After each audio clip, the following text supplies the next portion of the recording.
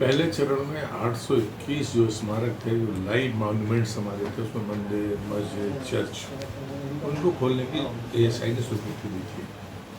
लेकिन बचे हुए जो स्मारक थे, जिसमें सांची का स्तूप है या खजुराहो है या ताजमहल है या पुराना किला है, बड़े जो मॉन्यूमेंट्स हैं, उन पर अभी निर्णय नहीं लिया था।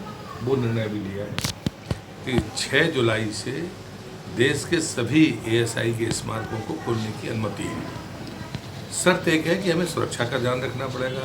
कोई ऐसा क्षेत्र है जहाँ पर अभी भी रेड जोन है, ये राज्य सरकारें स्वाभाविक तरीके से उसका फैसला करती हैं। लेकिन भारत सरकार की तरफ से हमने उस सारे के सारे स्मारकों को खोलने की अनुमति दी है कि अब ये प्रतिबंध हट गया है, पर यह है कि स्थानीय परिस्थितियों को देखकर सुरक्षा का ध्यान रखते हुए स्मारक की भी और आने वाले पर्यटकों की, तो उस सुरक्षा के मापदंडों के आधार पर वो स्मारक खुल सकते हैं। क्या सेफ्टी प्रिकॉशंस की गाइडलाइन जारी की गई है? एक तो हमने अपनी तरफ से जारी की है कि जो फुटफॉल है वो 1/4 से ज़्यादा अभी नहीं होना चाहिए, ताकि वहाँ पर कंजेशन ना हो या फिजिकल डिस्टेंसिंग का उल्लंघन ना हो। दूसरा, मास्क कंपलसरी है, थर्मल स्कैनिंग उसके लिए सबसे ज़रूरी चीज़ है। और राज्य सरकार की सहमति हमारे मॉन्यूमेंट्स में इसलिए लगती है क्योंकि हमारी शिक्षा मॉन्यूमेंट के भीतर होती है, लेकिन बाहर राज्य सरकार की होती है।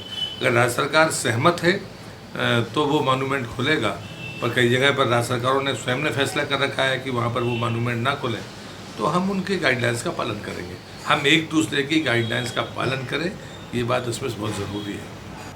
पहले चरण में 821 जो स्मारक थे, जो लाइव मॉन्यूमेंट्स हमारे थे, उसमें मंदिर, मस्जिद, चर्च, उनको खोलने की एएसआई ने स्वीकृति दी थी।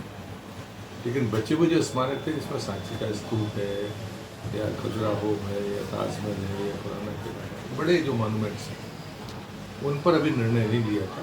वो निर्णय अभी लिया है कि 6 जुलाई से देश के सभी एएसआई के स्मारकों को खोलने की अनुमति है। शर्त एक है कि हमें सुरक्षा का ध्यान रखना पड़ेगा। कोई ऐसा क्षेत्र है जहाँ पर अभी भी रेड जोन है, ये राज्य सरकारें स्वाभाविक तरीके से उसका फैसला करती हैं। लेकिन भारत सरकार की तरफ से हमने उस सारे के सारे स्मारकों को खोलने की अनुमति दी है कि अब ये प्रतिबंध हट गया है, पर यह है कि स्थानीय परिस्थितियों को देखकर सुरक्षा का ध्यान रखते हुए स्मारक की भी और आने वाले पर्यटकों की, तो उस सुरक्षा के मापदंडों के आधार पर वो स्मारक खुल सकते हैं। क्या सेफ्टी प्रिकॉशंस की गाइडलाइन जारी की गई है? एक तो हमने अपनी तरफ से जारी की है कि जो फुटफॉल है वो 1/4 से ज़्यादा अभी नहीं होना चाहिए, ताकि वहाँ पर कंजेशन ना हो या फिजिकल डिस्टेंसिंग का उल्लंघन ना हो। दूसरा, मास्क कंपलसरी है, थर्मल स्कैनिंग उसके लिए सबसे ज़रूरी चीज़ है। और राज्य सरकार की सहमति हमारे मॉन्यूमेंट्स में इसलिए लगती है क्योंकि हमारी शिक्षा मॉन्यूमेंट के भीतर होती है, लेकिन बाहर राज्य सरकार की होती है।